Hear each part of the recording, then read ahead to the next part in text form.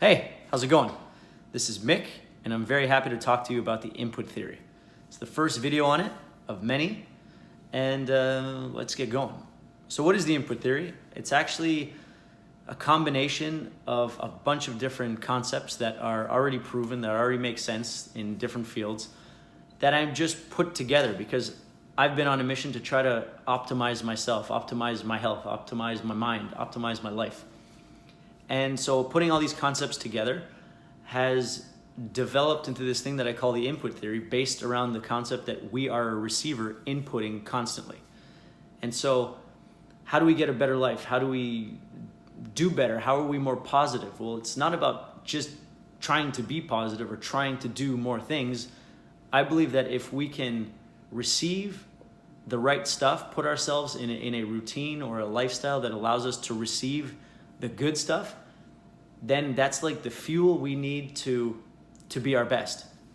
So even if we want to be fit, or we want to be healthy, or we want to have a positive outlook or positive impact on society, if we're receiving shit inputs because we don't know better, then everything's just going to be a struggle.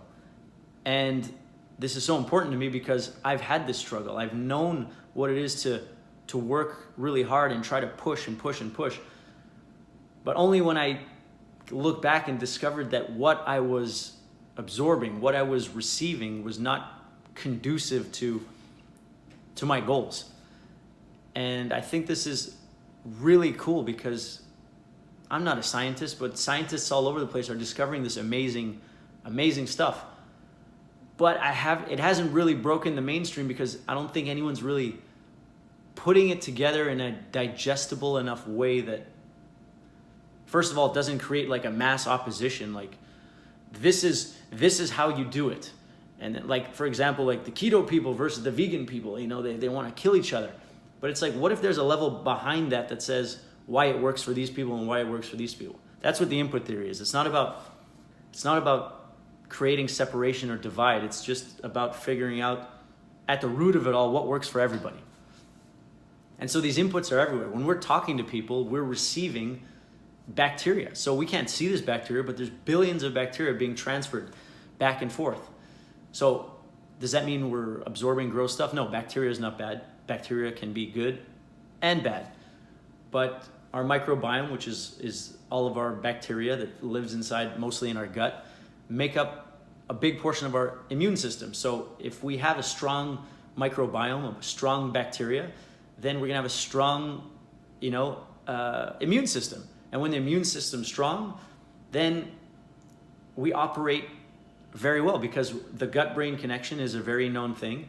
And the state of the gut via the vagus nerve talks to the brain and tells it when it's in stress mode or when it's not in stress mode. So if the gut is in a bad place, then the mind is going to think that it's in survival mode. So it's not going to think really big picture. It's going to look really close to the forest and not see the trees. I digress. So this is just an intro video to the input theory, but our subconscious rules 95% of our thoughts, our actions, our behavior, everything. So when they say, you got to think positive to be positive, yeah, but just thinking positive is not going to be enough if the root of it all is not positive. So I'm trying to figure out how to optimize my inputs to optimize my life, and I have been doing so. And I used to think it was only food, but it's not only food, honestly. It's a bunch of other factors because food was the obvious input. Yeah, we put in food. If I eat good food, it feeds my microbiome and my immune system's strong, and then my gut-brain connection is great. But why do I still feel like shit? Why am I still negative? Why am I still thinking why am I talking shit in my mind when I see other people? Then I realized there weren't enough people. I'm too secluded. I work from home. So when I noticed that when I get out and I talk to people, strangers or acquaintances, I feel like I lift up. Why do I feel better? And then I start investigating, and when we talk to people, we transfer billions of bacterial cells. So I'm starting to realize that the bacterial diversity, I think like the the concept of a vaccine that gives you a bit of something else, a bit of the disease, so that your body can build up antigens and strengthen its immune system. I think it's the same with people. I'm not saying people are infected or anything, but a bacterial diversity, a diverse ecosystem, which is a huge part of the input theory, is what I'm starting to realize is more important than just food.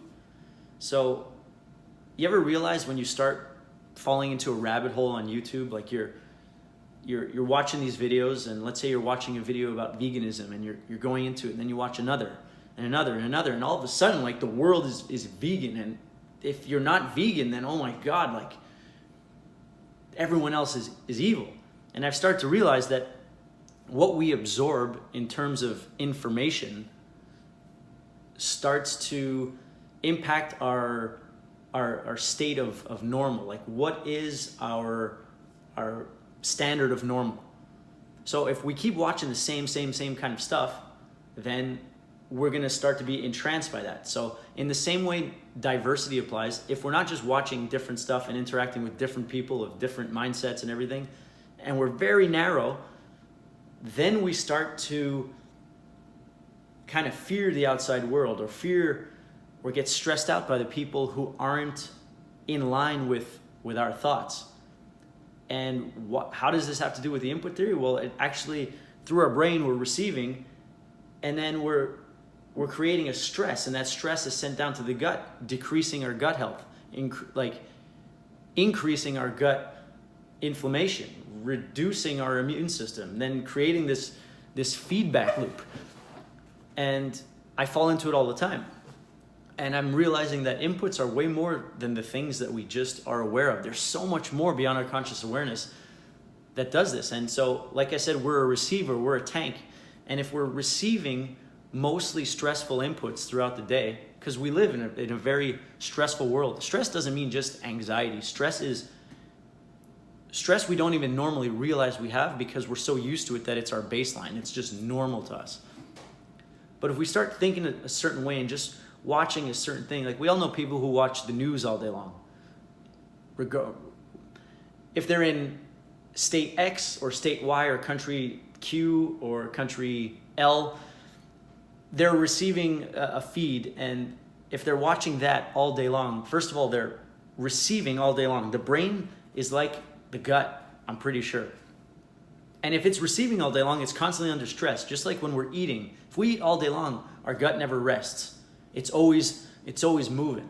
Just like if we're receiving, if we're listening to music or we're listening to news all day long, then we're gonna overload this thing, and it's gonna get stressed out. And then it's gonna send a stress signal to the gut, and then this negative feedback loop happens.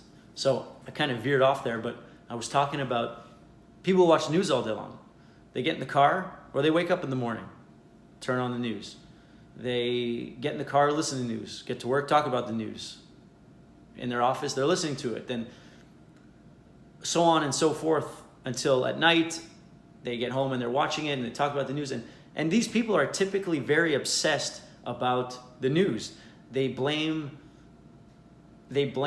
everything in life on the party that their news feed is against.